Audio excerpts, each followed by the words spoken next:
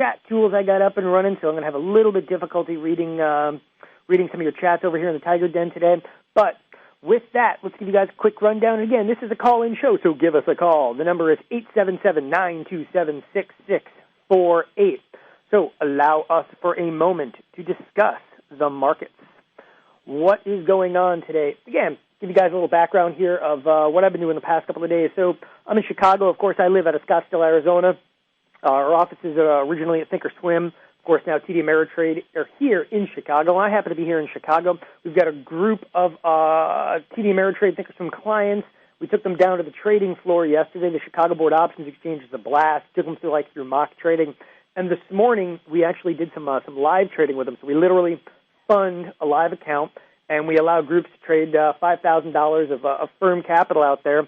So I have literally watched pretty much every tick of the market here thus far today, which is, not been too exciting today. Usually when I do this show, there's all kinds of things that stand out to me, and today's been a little bit mellow, kind of brutal here. Nothing too exciting really to talk about in regards to the general market being the Nasdaq futures, the E-mini futures, S&P futures. But what does actually, finally something's working out here today is silver for me, and I'm sure that everybody on every show today on TFNN has mentioned something about silver. Well, guess what? I've been short silver. I've been short silver now for a couple of trading days, quite a few trading days now. We're at probably 8 or 10 trading days. I've been short silver, and this position is finally starting to work its way off. So with that, we've got a couple of callers already on the line, but I'll talk a little bit more about the general markets here as we go along today. But that's really, to be honest, one of the only standouts. Yeah, Netflix is getting, crushed a little bit today, down $8. Percentage-wise, though, on a $230 stock, hey, $8 is not the end of the world. Apple, up $1.61 today. Apple's also just been kind of, migrating sideways here. I'll pull up a kind of a quick chart on Apple. Of course, then again, I am in a hotel. Nothing is quick when it comes to trying to pull anything up on the bandwidth from the hotel. And you can see Apple kind of, again, migrating sideways here for the last couple of weeks. For those of you that do understand what an iron condor is a kind of a net neutral trade. Could be an interesting play on something like Apple. And again, this is a call-in show. And when I say that, it doesn't mean you have to call in and give me your worst trading example or best trading, thing that's going on there. You can call up and say, hey, I'm looking at doing something on Apple. What do you think about an iron condor? What do you think about a vertical spread? Whether you're bullish, whether you're bearish, whether you're neutral, call in. We can talk about it. In fact, we can give you trades for all three directions. Why? Because you have no idea what's about to happen. With that, give us a call, 877-927-6648. Let us go to our first caller. It looks like Mark in Portland, Oregon. Got a question on calendars? Yes. You there? Hi, Don.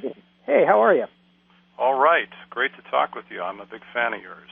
Oh, thanks. Thank you. Yeah, finally got a chance to get in. I am looking at calendars on Priceline. Just to give you a little background, I've been a ThinkorSwim client for a while, and I'm kind of like a kid in a gun store with tools there. I love trying out everything, which is great for learning, but a few times I've done some really dumb things, which I guess that's all learning experience. That comes with the territory. Right, exactly. So in the past I've tried calendars a lot, and I've had only a moderate amount of success with them. I've tried calendars a lot when they look so juicy right before earnings. Right. And I will just try all sorts of different things. I've had a few times where I really loaded up on calendars because it just looks like it's not possible to lose right before earnings. And a couple of times I've had some wacky volatility crush that just completely wiped out everything I expected I was going to get. So I wanted to walk through Priceline today with you and see if you can help me understand what my risks are if going in on a calendar on Priceline right now. All right, so if you're going to do a calendar, the earnings, I was literally, Priceline's not something I trade very often. I'm never even a huge equity guy. Tell you what, when it comes to equities, when I say equities, the Apples, the Netflix, the Pricelines out there, the reason I look at them is because I do this show. I feel like everybody kind of drags me kicking and screaming into things like Priceline. Other lines like this, they kind of freak me out a little bit. And the reason is they have earnings, and you look at Priceline, and you're like, okay, it's a $540 underlying, and then you glance over here. I don't know if you're looking at the screen show right now, but you glance over at the implied volatility, and you're like, okay, it's got 40 to 50% implied volatility. It's getting kind of serious. I mean, right. When I say kind of serious, I mean that's a pretty hefty vol on a 300. You know, I was going to say 300 stock. I was thinking of like something like Apple, but Priceline for a $540 stock, I can't think of another 500 some dollar stock that has that kind of volatility, which makes options trading extremely interesting. But earnings, well, let's discuss a little bit around the earnings. So Priceline actually has earnings coming out. And because I don't look at it that often, I literally pulled it up, and I'm like cheating over here. I'm looking at it, and I'm like, okay, they're May 5th, all right? So Cinco de Mayo, earnings are going to come out. I'm guessing then that you're going to do a May-June calendar spread? Well, again, me being a kid in a gun store, I like taking a little risk, and I want to do the weeklies. I want to short the weekly and long the May. Oh, so it doesn't give me a lot of chance to roll, but I look at the risk profile on this. It just looks like, how could I possibly lose? Yes, that's just awesome because you can. So the misleading thing over here, and sorry, I'm popping up the Tiger chat room because I like kind of reading this at the same time, and unfortunately, I'm in a hotel, so I got like one computer monitor, which I am just crushed by this. One monitor is just not enough for me. Anyway, as I look at this, really where you're gonna not see the risk is simply this. After an earnings announcement, which you're about to go through, May into May weeklies into the May monthlies, it doesn't matter what kind of a calendar you do. There's going to be what's called a Vega crush or a volatility crush right after, of course, the earnings announcement comes out. What you're looking at is the fact that you're trying to sell what appears to be an 87% volatility in the weeklies and then a 53% volatility in the May monthlies, correct? Right. Now, that looks to me, at least the numbers would say, okay. I'm doing well, right? That's exactly the trap that people fall into, which I like. No, this is actually a trap that everybody falls into. The thing is, if you looked on your Greeks, and I'm actually going to change Delta over here to options, theoreticals, and Greeks, and I'm going to go to Vega. If you take a look at your Vega exposure, there's almost no Vega exposure in the May weeklies, and there's considerable more Vega exposure in the May monthlies. And let me explain what that means. The closer we come to expiration, so right before this announcement, this vol is probably going to jack all the way to 100%. But the reality is it doesn't mean a damn thing. And the reason is because this Vega exposure is actually going to drop off to maybe 10 cents right before these things expire. So options in the back month meaning further out in time, have the most sensitivity to changes in implied volatility. So what you're going to get is these will be 100% volatility, which means almost nothing.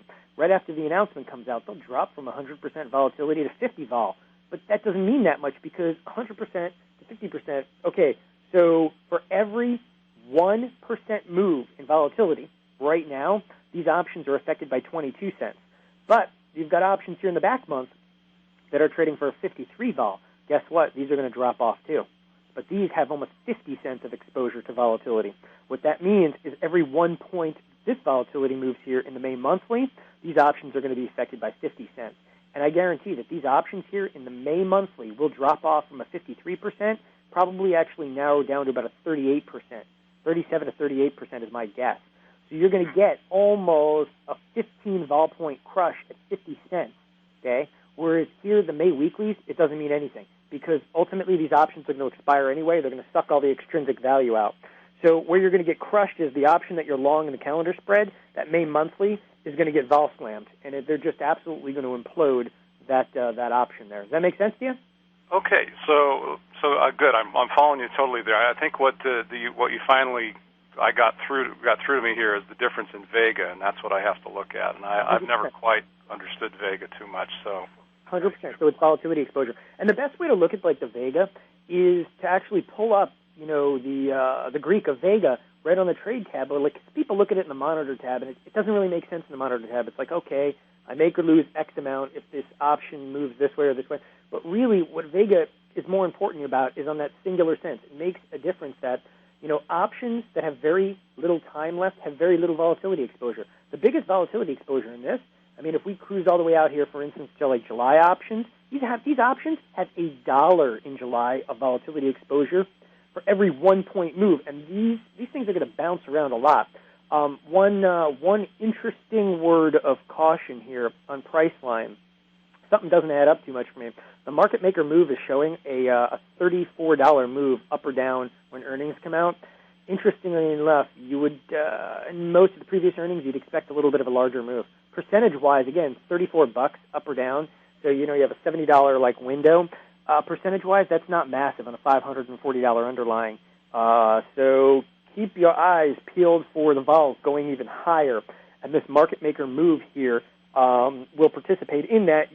I would actually think that the market maker move prior to the earnings announcement on Priceline would be closer to like $40. I think I would see like a $40 mover up or down here. Of course, you could buy options and you could make a fortune before earnings. You could sell options. You could get crushed. You could sell options. You could make money. The reason that I have problems with equities is I always feel like I'm a gambling man coming into earnings. I don't like that feeling. I'll take a shot once in a while. Trust me, I take a shot better than anybody, but I don't like to trade that way. It's not consistent enough to be able to bang it out month after month. Right. Okay. Well, that makes sense to me. That just to explore one other possibility here, I'm having a hard time letting go of this because it looks so good. Now you're assuming there's going to be a volatility crush, and of course it's very likely to do so. But I've noticed when I've traded equity calendars before that with some of the high flyers like Apple and Amazon and Google, very often after earnings there is not a volatility crush, and sometimes, especially if the market is correcting like it might be this week, you actually might have volatility go down. I mean, volatility increase, and I understand that you're long volatility when you're doing a calendar spread, correct? Sure. Yes. So if we do have volatility increase overall in the market this week, isn't it possible that might neutralize any change of the earnings? Not really. Oh. I mean, what you have to realize is like Google always releases on like Thursday night before expiration Friday, and its front month options basically explode in value and then get crushed the next day.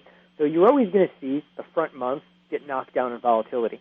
And what you see in the back month options is these back month options get crushed down, not hugely, but they get pushed down. But in this case, they're going to get pushed down from like, on Priceline from 53% down back to, 38, 40%.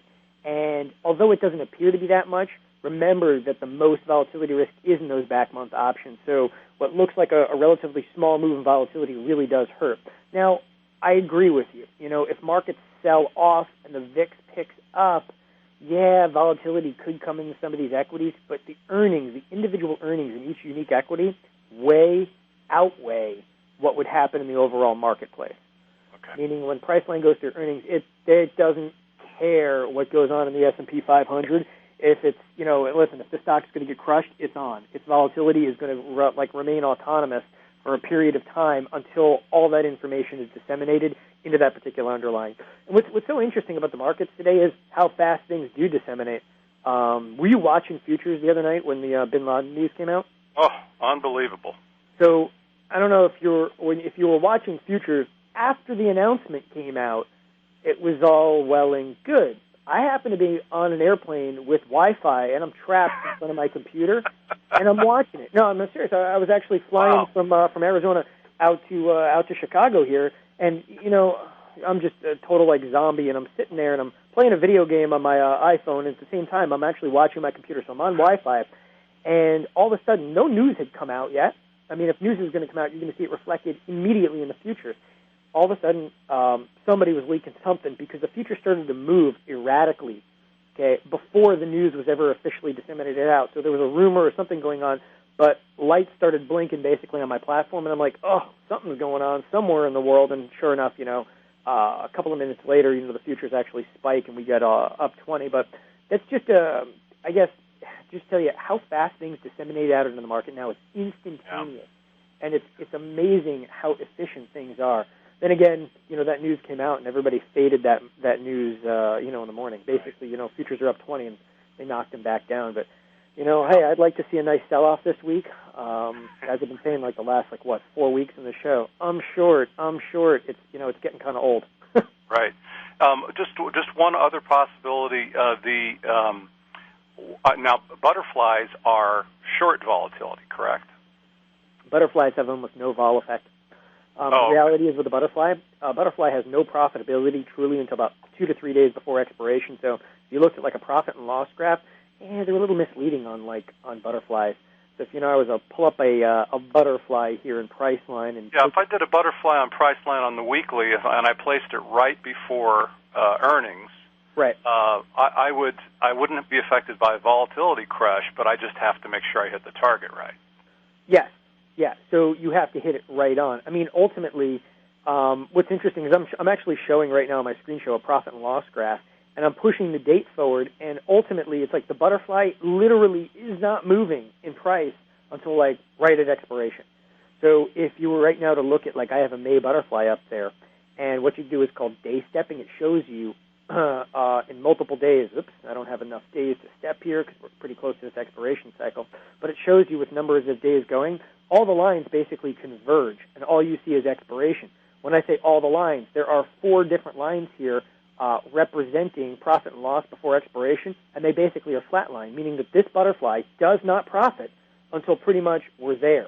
And it's kind of amazing because it doesn't profit until we're right on top of it. The other thing is you'll see butterflies right now inside Priceline are just absolutely dirt cheap.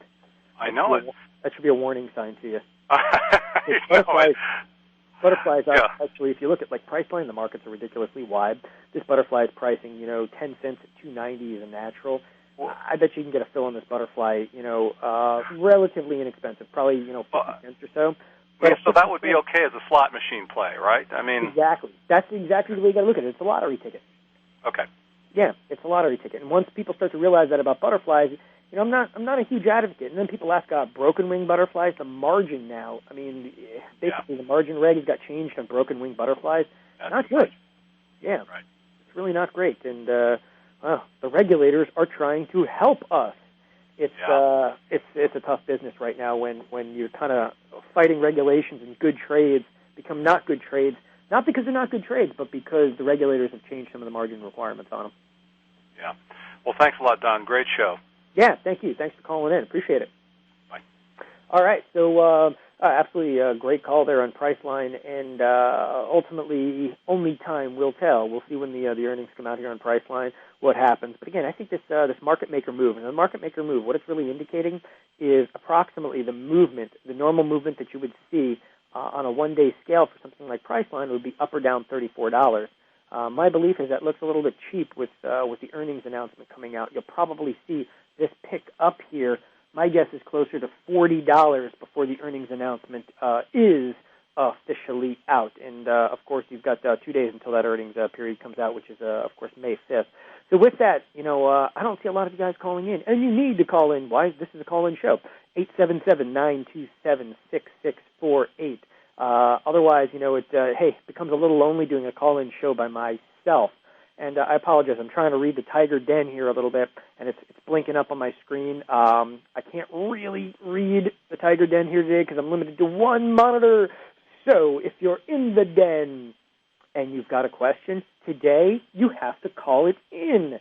Anyway, with that, excuse me, the last couple of weeks, what have I been talking about? I've been talking about getting short marketplaces. And, if you take a look at the chart over here on the spiders, we've had a rough run to the upside for those of you that have been short. And if you've been short and you've held your short positions, hopefully you sold out-of-the-money call spreads to make it a little bit softer, a little bit gentler, a little bit easier as we've grinded to the upside here. We've got a little bit of sign of weakness today, but nothing really to talk about in terms of the spiders. Spiders now are down 60 cents, of course, following the futures down just over 6. NASDAQ futures are getting hit a little bit today, so they're down about 20 on the day. So Qs are down about 46 cents. But have you guys seen charts on the Qs lately? I mean, the NASDAQ, it is a runaway freight train to the upside. And, again, being on the wrong side of this has been kind of ugly for me. With that, we've got a couple other callers here, but one last thing I want to talk about before we kind of go on is, obviously the markets have rallied up here. Silver seems to be the only thing that's working in my favor right now. But, again, only time will tell on that one as well. Although silver is pretty much towards the lows of the day. You know, what's interesting is silver is such a small market. I mean, overall, the overall market cap in silver is relatively small in comparison to most of the things we trade when we talk about, like, S&P 500. Obviously, there's trillions and trillions of dollars in that. But it just seems like every single commercial you see on TV, even on TFNN, is for gold or silver right now. Man, just looking at the advertisement makes me want to get shorter. It pains me out there. As far as the rest of the market grinding to the upside, I know we're seeing a little bit of selling today, but it's just been brutal. One of the best lines I've heard in a long time was we were doing a chat the other day, and I was with Tom Sosnoff, and I said, hey, what do you think about this market? And he turns around and he says to me, he goes, oh, you know, I've had so many excuses. I've been short for so long. He goes, the royal wedding is screwing me. So when you're really out of excuses, blame the royal wedding. That's what you need to take away from that trading strategy. All right, so there's a question over here in the den, and I'm kind of reading through it. And, whoops, I popped the den up there. The question here in the den is Big Bill in the den asking about butterflies as a breakout strategy. So, yeah, I'm going to answer that a little bit. By the way, Big Bill, you should call in. It would be much more exciting because with a guy with a nickname like Big Bill, how could it not be exciting for you to call in? Anyway, the call-in number is 877-927-6648. With that, you know, butterflies as a breakout strategy, again, I'm really not that hot on butterflies. You can hear the large sigh after butterflies. A couple things about butterflies. Number one, they're a little bit commission intensive. Number two, the butterfly has a very small target window of profitability, and that's what has to be realized. So if you were to pull up a stock like an underlying like Apple, so I'll pull up Apple here, and I'll just make a quick point. May expiration's got 17 days to go, and let's say that you thought Apple was going to break to the upside. All right, so let's say you thought Apple was going to, I don't know, 360. I right-click, come down to buy, over to butterfly. I could do a 355, 360, 365 butterfly for, I could probably get this filled for in the neighborhood of about 50 cents. So why does the trade cost 50 cents? Because it is theoretically possible to make as much as $5 on it. Come on, it's a $5 wide butterfly, can make $5 on it. And the spread only costs 50 cents. Why? Well, because the spread really only has, the butterfly only has about a 10% chance of breaking even or making 1 penny or more. I mean, that's reality. That's how butterflies are priced. So if this butterfly had a higher probability associated with it, the butterfly itself would actually cost more. What's interesting about the butterfly is not only do you have to hit 360 on Apple, you got to hit 360 on Apple approximately 15 to 17 days from now to make this trade work for you. So there's a very small target window. And for a breakout, that's hard because when we break out, we move, okay, obviously to a new level, all right, which is, you know, a new support, new resistance out there. And it's ultimately, it's not really clear where that's going to be. You know, if I was looking for a breakout, for instance, to Apple to the upside, I would look to sell a put spread, all right? Selling a put spread is going to have dramatically higher probability of success associated with it. For instance, I could sell like a 340, 335 put spread over here. So let's go sell vertical. This is a $5 wide vertical for a $1.30 credit. It's got a lot of risk in it. Yeah, it's got a lot of risk in it. But, you know, you can manipulate these things. Let's do a 345, 340 spread for basically $1.85. You know, the trade's got $3.15 of risk in it. But again, the probability of success, if you look at probability over here, 345, all right, your break-even point, this trade has gotten the neighborhood of almost a 60% probability of making 1 penny or more if you were to sell the 345, 360 spread on it. All right, whereas if you were to do the butterfly, you only have about a 10% probability of success on it. So everything's a trade-off. Yeah, the butterflies can pay off, and they can pay off big, but you got to hit it right on. It's a little bit of a lottery ticket. And I don't want to persuade you guys away from doing butterflies because, hey, we're a brokerage firm. There's 3 transaction costs on there. But again, butterflies are expensive on commissions, right? And they're hard to hit. If you know how to build a decent inventory and you've traded multiple option strategies throughout time, the butterfly may work for you. You can kind of interlace the butterfly to other inventory that you've created out there. So with that, let me go to the next caller. And if you're thinking about calling in, you should. Let's talk about the Pacific Underlyings, 877-927-6648. Sam from Buffalo. You there, Sam? Yes, I am. All right. Sorry to keep you waiting here. I'm kind of toggling back and forth. What do you got?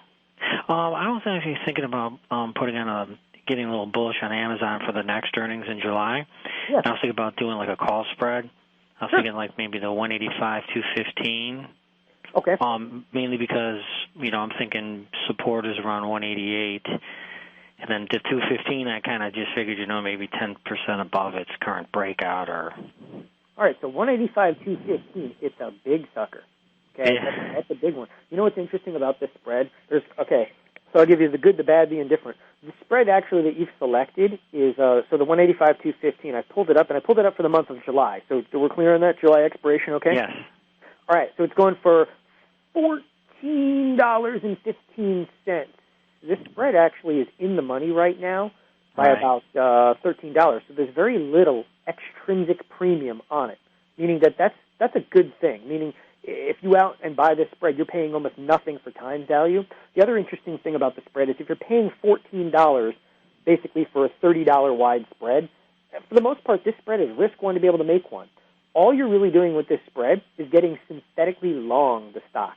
And I can't knock that at all because, if you want to get long the stock, yeah, you could buy the stock, but you got to, shell out $200 a share, which is a lot. You're getting synthetically long the stock for $14.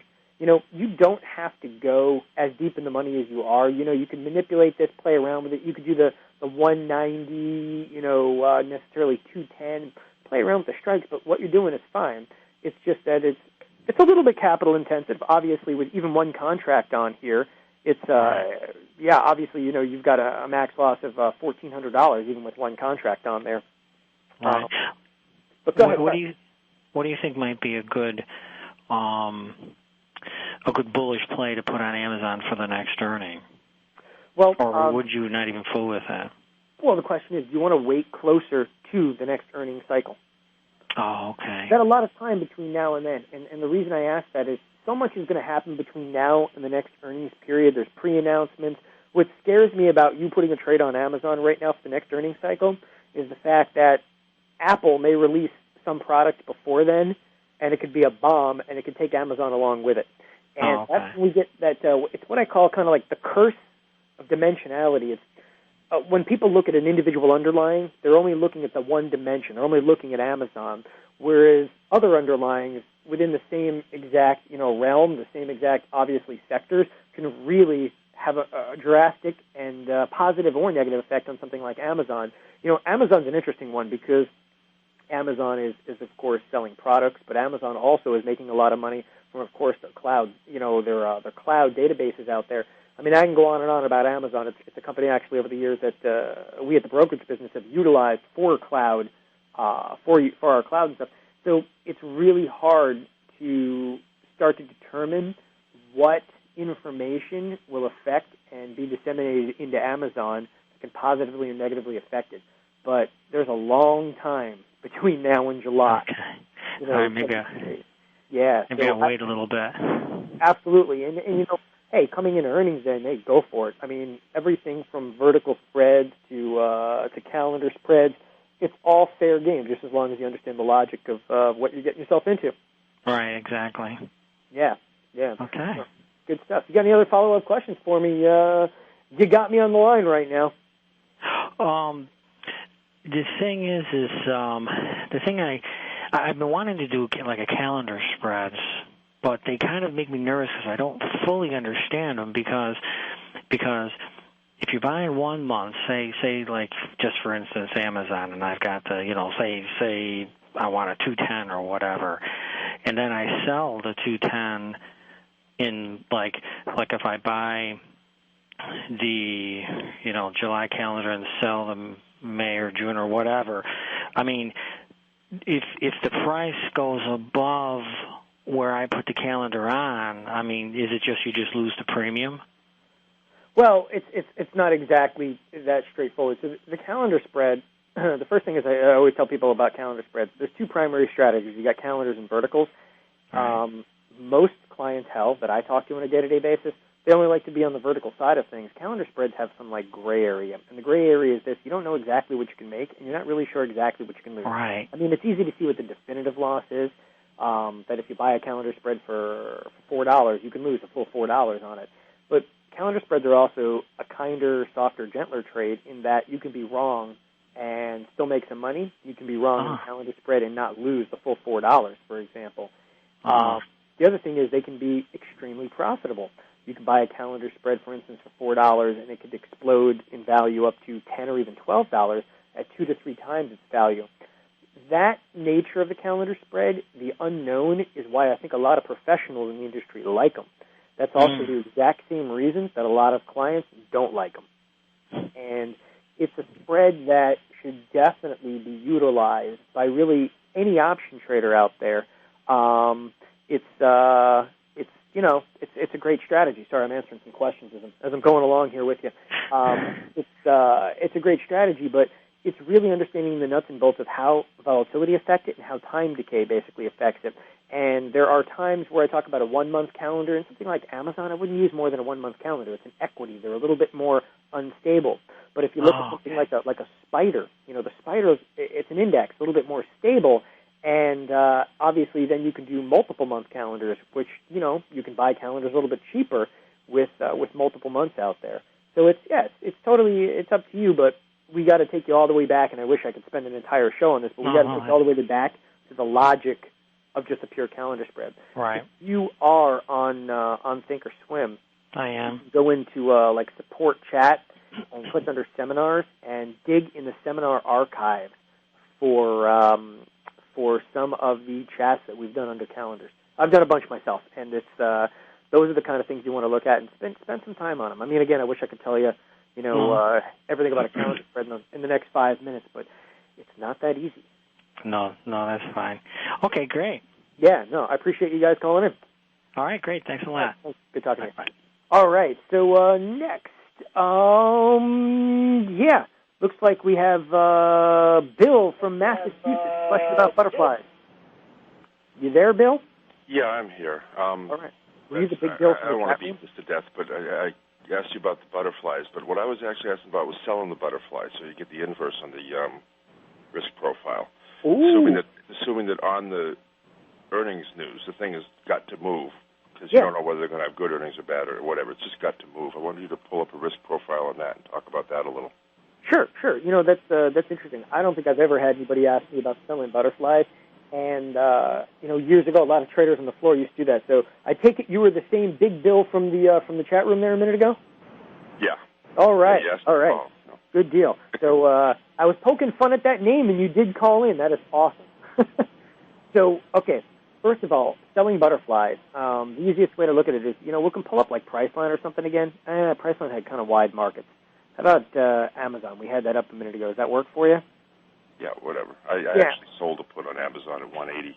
Yeah, I'm just trying to. That was a better way to go on that one. So I'm trying to sell a naked put. Sure. Oh yeah. Well, I figured I'd own it at 180 would be all right.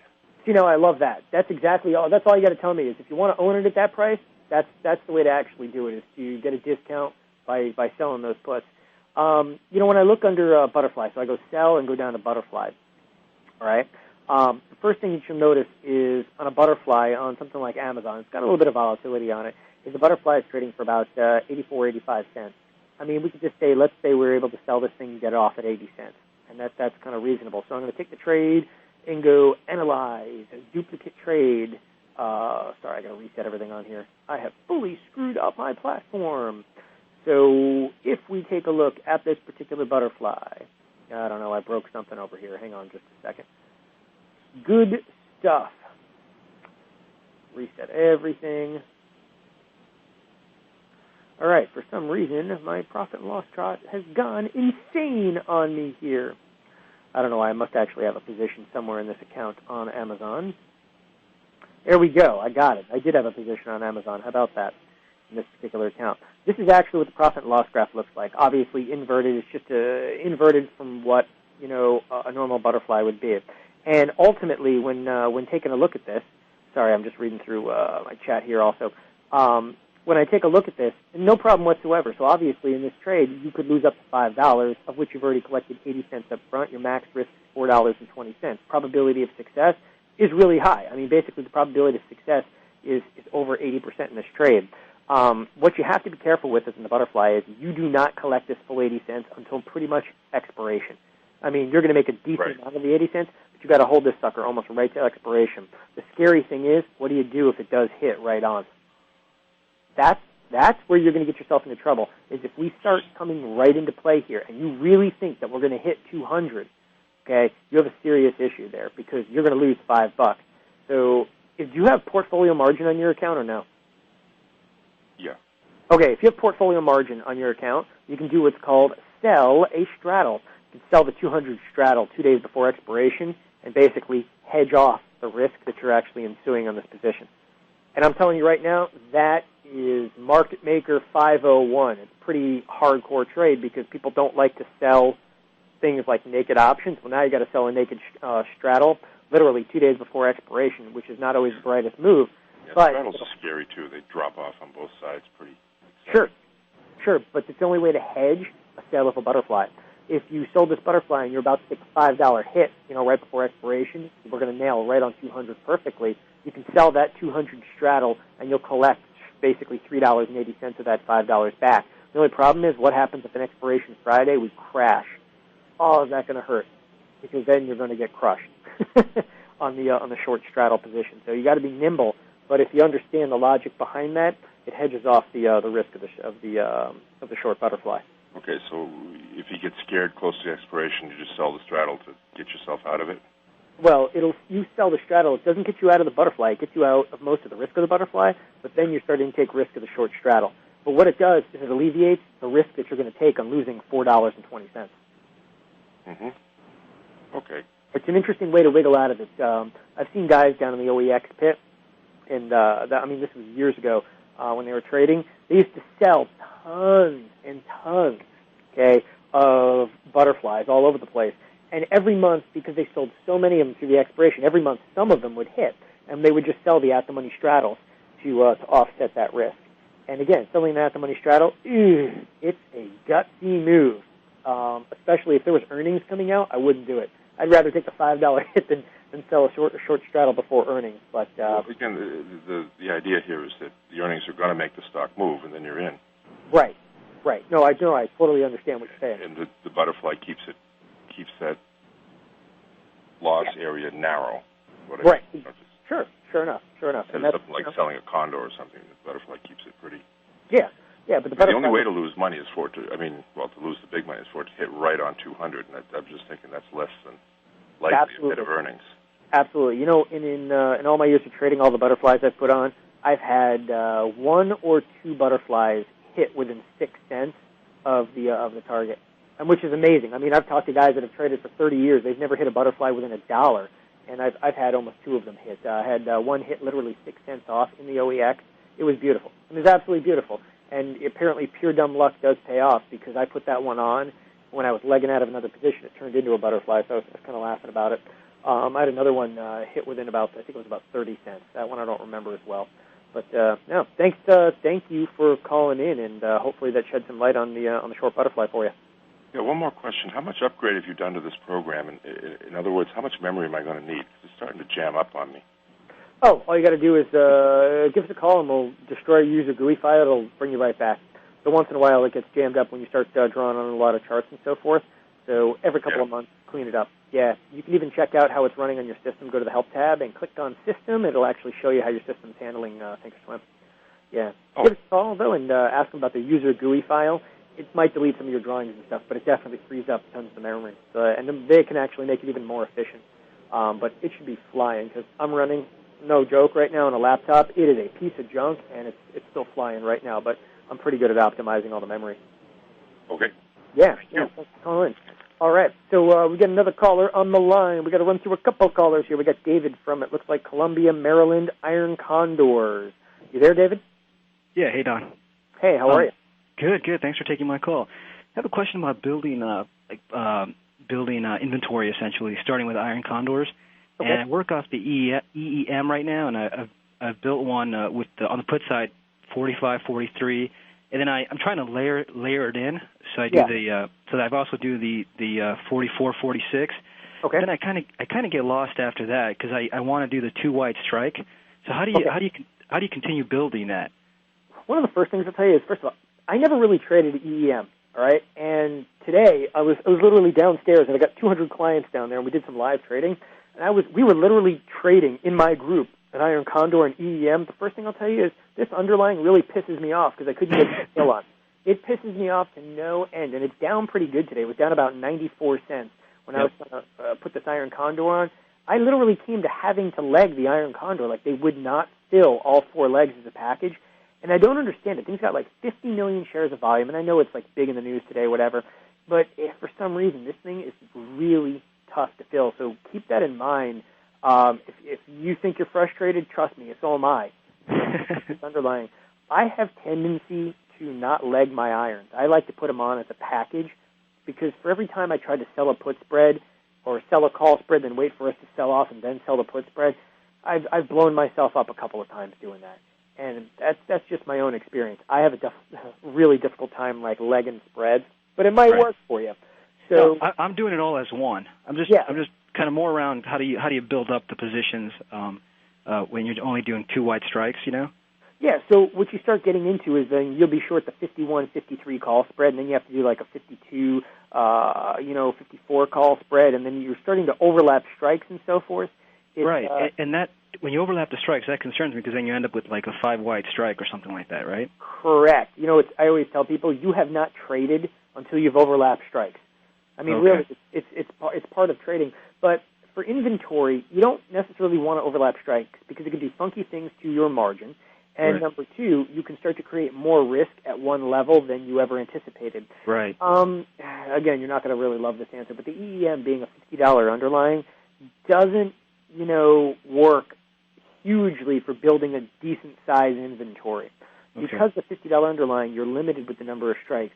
Conversely, when you look at like the spiders, even IWM, which is IWM is in the upper 80s there, it makes it a little bit easier to build. I should say IWM is now in the mid 80s. It's sold off a little bit today, but it becomes a little easier to build because you have more strikes to deal with in regards to that. So kind of keep that in mind.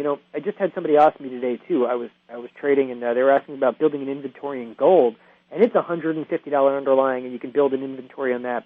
But when we start to get to these $50 underlyings, like even the Qs, I put a lot of trades on the Qs, but I'm only able to really get off like put calendar spreads. I've been buying out of the money put calendars on there and building a calendar inventory. But personally, I don't feel I can build a decent iron condor inventory on EEM. What I could probably do is I'd probably have 2 iron condors in May, 2 in June, and I'd probably be working something actually in July. Right. Then I'd probably have a handful of calendars, probably like I already have the Mays. The Mays I'm not adding inventory to right now, but I'd probably have some like May, June, or May, July calendars, maybe some June, Augie calendars. That's about as elaborate as an inventory is going to get on I got you. ECM. I got you. Can I ask you one quick follow-up? Yeah, go for it. On the calendars, I've heard you talk about 3 to 1, or if you have 10 iron condors, maybe put on 3 calendars. When you look at the strike price on that, do you work at all around the break-even points, or how do you choose your the strike price? So basically, what you're actually alluding to is it's something I've actually called like the little like volatility hedge, or what I call like a Vega bomb. Yes. So what it's ultimately doing is I'll build a quick iron condor here. Go sell iron condor, do like a 51, 53. That's $2 wide. The upside, and we can do a 45, 43. It's pretty tight for 68 cents. And I'll take this. I'll do it 10 times, and I'll take the iron condor. Go analyze duplicate trade. There's your iron condor. The biggest risk to me on this, underlying, and most underlying, is the risk to the downside. So my risk is when we start cresting below, 45, I'm threatened. What you can do is if you look at it on the singular sense, you could lay 3 contracts of a calendar spread right at the 44 strike. And that is, when I say look at it on the singular sense, is that if you're building a fairly complex inventory and you have a lot of inventory scattered about, you don't just put it right at the middle of your iron condor. What you do is basically learn to just scatter small amounts of calendar spreads to the put side so that if the market does sell off hard, all of those small calendar spreads that are scattered on the put side start to explode in volatility. And it's just, the logic of you don't want to try to place the calendar spread at one place because calendar spreads are a little bit of target practice. Not as much target practice as a butterfly is, but they're target practice. And you don't want to try to hit that thing right on, especially when you're using the calendar spreads as a tactic to reduce risk. Okay. So ultimately, what you want to do is kind of scatter them down again on the put side. And you want to buy calendar spreads in a low volatility, like today. With the VIX up a point today and the VIX is up a point yesterday, I probably wouldn't be getting long calendar spreads. Right. Today I'm actually sitting tight. I could be selling irons and so forth, but that's really the logic behind it. It's not this, perfect ratio. It's a matter of going out and strategically placing calendar spreads in low vol and trying to reduce some of the risk. Okay. Thank you very much. All right. Thanks for calling in. So I believe we've got one more caller on the line over here. That was David in Maryland. Thank you for calling in. We got Steve. All right. Question on the spider. You there, Steve? I am not sure if we have Steve on the line. If you're there, let us know. Nope, not on the phone. So it's awesome. I got communication right from the guys at TFNN. He is no longer on the phone. I'm sorry to keep you waiting, man. There's a lot of good stuff going on. So, yes, we talked today a lot about inventory management, talked a little bit about calendar spreads to protect the put strikes on iron condors. You know what? It's tell you what, that is not a simple concept by any means. If you guys ever wanted to, discuss that further, check out some of the archives on ThinkorSwim from TD Ameritrade. You go into the chat archives, and there's all kinds of archives simply about, calendar spreads. There's archives about building inventory. And you can go into the chat archive and just go to thinkorswim.com and go over to support education, and literally there's an entire chat archive in there. There are hundreds of chats that myself and Tom Sosnoff and Steve Rashis and Steve Quirk and Joe Kinahan have done over the years, and it's just really solid education that I think you guys will definitely appreciate out there. With that, we only have a couple of moments left here, so I'm going to try to, answer a couple of questions. Looks like there's a question again about the spider spread, the 137, 138 spread. I don't know exactly which spread you're talking about, Steve. I know you were in the Tiger Den over there, but let's see if I can actually figure it out over here. So question came up in the Tiger Den about the 137, 138 spread, and I apologize. It's tough for me to read the Den here when I'm on one monitor. Anyway, that could be a June spread. It could be a May spread. I just don't know. It's 137, 138 spread. If I went out and, for instance, sold that particular vertical spread for a 44-cent credit, hey, it works as a short call spread, no question about that. So, I mean, the reality is when it comes to these short call spreads, what you're looking for is if you want to sell a call spread, you really want to keep delta up on your screen and be looking to sell between about a 30 to 40 delta. And look, the 137, 138 spread, the option you sell should have between a 30 and 40 delta. That one works. It definitely works for you. So, hey, keep that in mind. If you want, you could definitely pull that spread off, no problem. So with that, let's kind of give you kind of a quick recap of what has been going on today. S&P futures are down now 7.5. It's not Groundhog's Day every day. We're seeing a little bit of down movement. To tell you, though, this down move, it just doesn't feel that exciting. Meaning it's just, we meandered today. The futures are basically flat this morning. And I'm telling you, I have literally been watching every tick of the day because I was doing some live trading with some clients earlier downstairs here. And it just doesn't feel like that, the interesting sell-off. But when we've been selling today, and before we even started selling off a little bit today, the VIX has kind of been creeping up. And I don't know how much you guys watched this yesterday, but yesterday the VIX was up a full point with the market, okay, basically flat on the day. And I found that kind of interesting. The VIX is been going up quite steadily here over the last couple of days as the market's kind of meandering. So there could be an imminent sell-off. Then again, my luck, there's no shot in hell of that happening. Why? Because I'm short right now. When I'm short, the market can only go one way, of course, and that's up. And I'm sure a lot of you guys in the Tiger Den and listening to this probably feel that way as well. The other thing is, of course, TBT. That's another trade I've got on. I'm long TBT, and that's going down. Oh, that's exciting. Being long TBT means you're actually long interest rates. And I do want to be long interest rates. I don't care if Bernanke holds a press conference. It doesn't matter. I like to buy the rumor, sell the news, and hopefully we take the other side of Bernanke. I have an interesting belief, and that is this. Banks have been saying, wow, when interest rates go up, we'll make a lot more money. I don't believe it for a second. Banks have a trade on right now that they don't know how to unwind. I'm not sure banks want interest rates to go up. They're pretty happy with the yield curve the way it is. Why? They get to borrow for nothing, okay, and sell that paper back to the Fed for 2 and 3%. I think it works fairly well for them. So ultimately, I think we're seeing right now, in effect, that interest rates are going to stagnate sideways for a good period of time. Oil, of course, is down in the day, and silver is the talk of the town. Silver is almost, again, at the lows of the day, off another $2 on SLV. So that's an exciting one. a very exciting one. I'm actually, I'm not short SLV. I'm long ZSL, the inverse, which, I don't really recommend to anybody, but, ooh, look at this. When it gets to 20, it could get really interesting here. But if you guys take a look at the chart on ZSL, I'm not sure they can ski down this slope. And you have to be a little out of your mind to want to get long in the middle of a crash like that. The low was 1283. I got long this thing right at about 13. I think my price was like 13.87 or something like that. It was about $1 off the low. By the way, blind luck again pays off once in a while. So with that, we've had a pretty busy show today. I will be back on, of course, next week for the Option Hour. But thank you on behalf of myself, TD Ameritrade, ThinkorSwim. Thank you guys very much for joining us for the Option Hour. Have a great afternoon, and bye-bye, everybody.